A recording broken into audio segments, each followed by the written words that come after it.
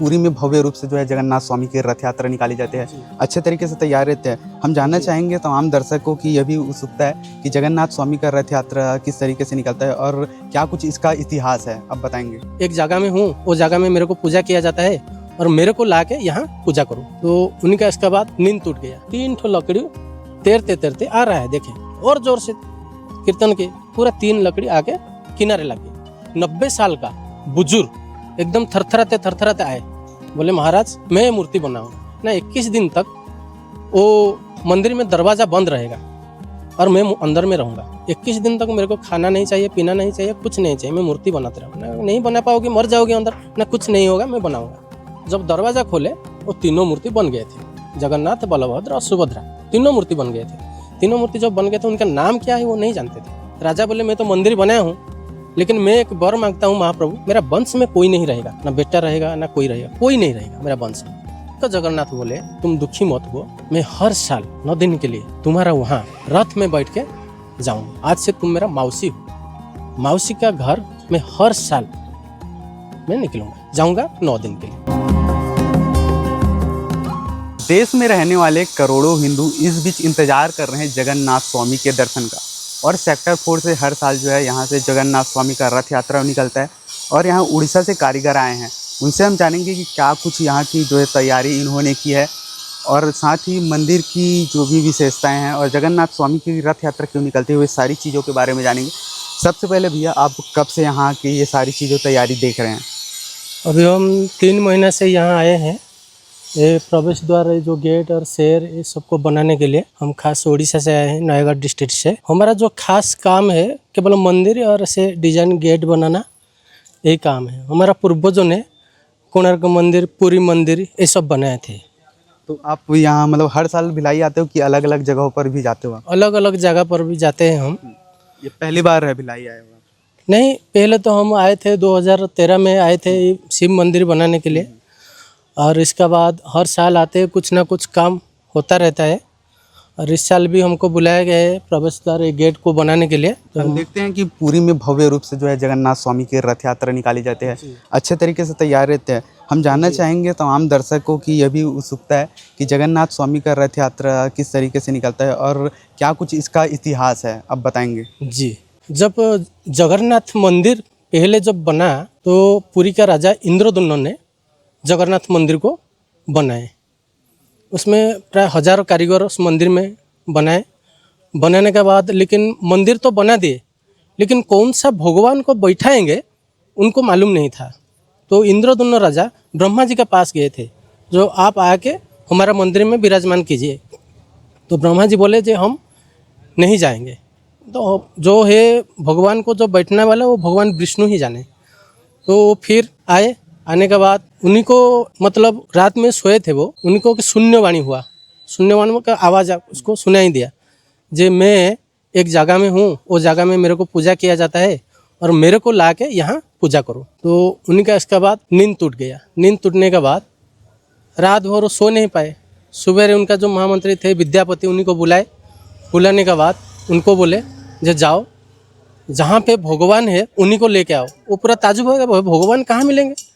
वो बोले जहाँ पे तुमको दिव्य रूप मिलेगा भगवान से, वही है भगवान, जिसका उज्जवल रूप रहता है, रश्मि निकालता है, तो वही भगवान, उसी को लेके आना, मंदिर में बैठाएंगे।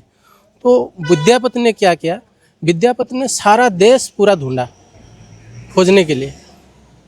तो वो जाके नयागढ़ जिला में कंटिला नीलमाधव का पास जाके पहुंच गया, उसी जगह में। तो उन्हीं का बेटी जो था, जो नीलमाधव को जो पूजा कर रहे थे, वो आदिवासी सबर राजा थे। अभी जो पुरी में दैत्यापति जो सेवक है, उन्हीं का वंशधर है। तो उन्हीं का साथ जाके उन्हीं का बेटी से प्यार हो गया, उनका बेटी से शादी हुआ। शादी होने के बाद उसका बेटी को बोले जे तुम्हारे पिताजी हर रोज़ कहाँ जाते हैं? तो ये बोले हमारा पिताजी जहाँ जाते हैं वो नीलमाधव को पूजा करने के लिए जाते हैं, ना मेरे को तो कभी लिया नहीं उधर। वो बोले ठीक है, मेरे को एक बार लेके जाओ ना, मेरा पिताजी जिस दिन मेरा पिताजी नहीं रहेंगे उसी दिन मैं तुमको लेके जाऊंगा। तो एक दिन पूर्णिमा अमावस्या का दिन था, तो उसी दिन एकदम अंधेरा रात था। उसी को आँख में पुतली बांध के उसी को लेके गए। लेके जाने के बाद वो दिव्य दर्शन करने के लिए जब गए तो कांधा में एक पुटली लेके गया था। वो भी बहुत चालाक था। उसका पुटली में वो सरसों भर्ती कर दिया था। और जब पुटली को छोटा सा छेदा कर दिया था, जब छेदा कर दिया था, रात में वो पुटली लेके गया, वो छेदा में सरसों गिरते गया। तो उसी समय नीलमाधव का पास जाके पहुंच गया। पहुंच जाने के बाद जब देखा उसमें से रश्मि निकल रहा है। बोला अरे ये मूर्ति तो रश्मि निकल रहा है, सारा दुनिया में मैं मूर्ति देखा था, कोई मूर्ति में रश्मि नहीं निकल रहा है, तो ये मूर्ति में रश्मि निकल रहा है, तो इसी मूर्ति को लेके जाएंगे जगन्नाथपुरी में बैठाएंगे। तो क्या हुआ, दर्शन करके आ गया। आने के बाद पूर्णिमा का रात था, उसका बेटी के साथ शादी हुआ था, तो रात में उसका साथ बात किया। रात भर बात करते करते जब 2 बज गया, उसका बेटी सो गया, सबर राजा का बेटी जब सो गया, वो उसी समय रात को उठा। मतलब 2 बजे तक जिसी को साथ बात करता है ना, दोबारा एक बार सोता है ना, वो कभी उठता नहीं है, सुबह होता है तो उठता है। तो इसीलिए उसको बातों में उसी को 2 बजा दिया। तो उसी समय वो सो गया, उसी समय ये निकल गया पुटली लेके, सरसों का पुटली लेके निकल गया। सरसों गिरते गया, वो सरसों का जो पुटली लिया था वो उसी समय जो गिरा था सरसों, वो सरसों जो गिरा था उसी समय 2-3 महीना हो गया था। 2-3 महीना के बाद वो क्या सरसों का पेड़ हो गया था। वो पेड़ को पूर्णिमा का रात में अनुसंधान करके पेड़ को देख के वो गुफा का द्वार तक पहुंच गया। पहुंचने के बाद वो मूर्ति को उठाने के लिए जब सोचा उठाने के लिए जब कोशिश किया, वहाँ से एक शून्य से एक आवाज़ आया, अरे मेरे को कौन उठाएगा, मैं तो दुनिया का पति हूँ, दुनिया का भगवान हूँ, सबका भगवान हूँ, मेरे को कौन उठा सकता है, तू जा।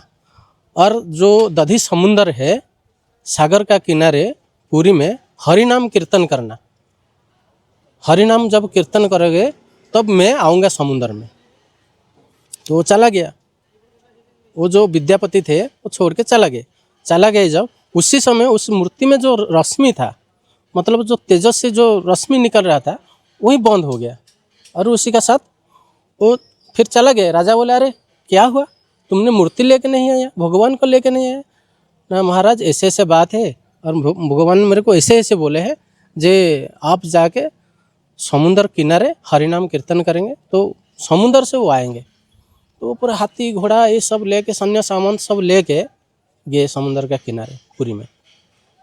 हरिनाम कीर्तन किए, हरे कृष्णा हरे राम कीर्तन किए। कीर्तन करने के बाद 3 ठो लकड़ी तैरते आ रहा है, देखे और जोर से कीर्तन किए, पूरा 3 लकड़ी आके किनारे लग गई। तो तीनों लकड़ी को लेके राजभवन में रखा गया। रखने के बाद सब विश्वकर्मा जो कारीगर जो उड़ीसा में थे, वो कारीगर लोगों को बुलाया गया। जितना भी कारीगर आया, मतलब थोड़ा सा भी लकड़ी से छीनी से लकड़ी को निकाल नहीं पाए और मूर्ति क्या बनाएंगे, कोई बना नहीं पाए। और लास्ट में एक 90 साल का बुजुर्ग एकदम थरथराते आए, बोले महाराज मैं मूर्ति बनाऊंगा ना। अरे तुम्हारा टीम है ना? नहीं मेरा कोई टीम नहीं है ना। तुम ये लकड़ी को उठा पाओगे ना? हाँ मैं उठा पाऊंगा। अरे भाई तुम्हारा उम्र इतना है और तुम मूर्ति को बनाओगे, कैसे बनाओगे ना? सब मेरा ऊपर छोड़ दीजिए। फिर उसको क्या किया, बोला ठीक है उसको भी ट्रायल करने दो। उसी को ये बोला मेरा एक शर्त है, जब मेरा शर्त पूर्ण होगा तो मैं मूर्ति बनाऊंगा ना। क्या शर्त है ना? 21 दिन तक वो मंदिर में दरवाज़ा बंद रहेगा और मैं अंदर में रहूँगा। 21 दिन तक मेरे को खाना नहीं चाहिए, पीना नहीं चाहिए, कुछ नहीं चाहिए, मैं मूर्ति बनाते रहूँगा। नहीं बना पाओगे, मर जाओगे अंदर ना, कुछ नहीं होगा, मैं बनाऊँगा। तो उसी समय वो राजा बोले ठीक है, स्वयं प्रभु का इच्छा होगा। इसीलिए उसी को दरवाज़ा बंद करके 21 दिन तक बंद रखा। 21 दिन तक जब बंद रखा तो रानी जो इंदुमती थे वो तो माँ है, इसीलिए वो मतलब वो संभाल नहीं पाए। अरे बूढ़ा आदमी है, वो कैसे करेगा, मर जाएगा, मेरा मंदिर अशुद्ध हो जाएगा, और उसी को निकाल दो। उसी समय 12 दिन 13 दिन हो गया था। रानी भी खाना पीना छोड़ दिए। रानी जब खाना पीना छोड़ दिए तब राजा ने मंदिर दरवाज़ा खोलने के लिए आदेश दिया सैनिक लोग को। जब आदेश दिया तो उसी को जब दरवाज़ा खोले वो तीनों मूर्ति बन गए थे, जगन्नाथ, बलभद्र और सुभद्रा, तीनों मूर्ति बन गए थे। तीनों मूर्ति जब बन गए थे उनका नाम क्या है वो नहीं जानते थे, ठीक है। देखे 3 ही मूर्ति है, और वो जो बूढ़ा आदमी जो था, बुजुर्ग आदमी जो था, वो नहीं थे अंदर में, वो विश्वकर्मा थे। वहाँ से एक शून्यवाणी हुआ है जे आज से ये रूप मेरा पूजा पाएगा। मैं अगर तुम 21 दिन में खोल लेते तो मेरा कल की अवतार शुरू हो जाता, लेकिन अब जगन्नाथ का रूप में मैं पूजा पाऊंगा।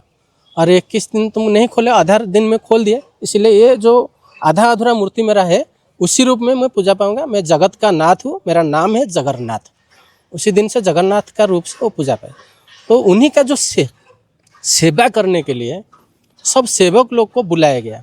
सब सेवक लोग को जो बुलाया गया, सबको पंडित, सुआर, जो खाना बनाने वाले, ये सबको सेवा दिया गया। तुम खाना बनाओगी, तुम पूजा करोगी, ये सबको ऐसे ऐसे दिया गया। देने के बाद लास्ट में वो आया क्या, विश्वावसु सबर, जहाँ नील माधव थे, वो ढूंढ ढूंढ के आए। जब वो आए, उन्हीं को तो सेवा कुछ भी नहीं था। वो बोले, भाई मैं इतना दिन तुम्हारा सेवा किया नील माधव का रूप से, और मेरे लिए कुछ सेवा नहीं है ना। जो 21 दिन जो मैं अनशन घर में पड़ेंगे, वहाँ 21 दिन तुम मेरा पूजा करना। दैत्यापति को बोला, मतलब विश्वास से सबर को, 21 दिन में तुम मेरे को पूजा करना। और ये लोग साल भर में जितना पुण्य कमाओगे मेरे को पूजा करके, तुम 21 दिन में उतना पुण्य कमाओगे।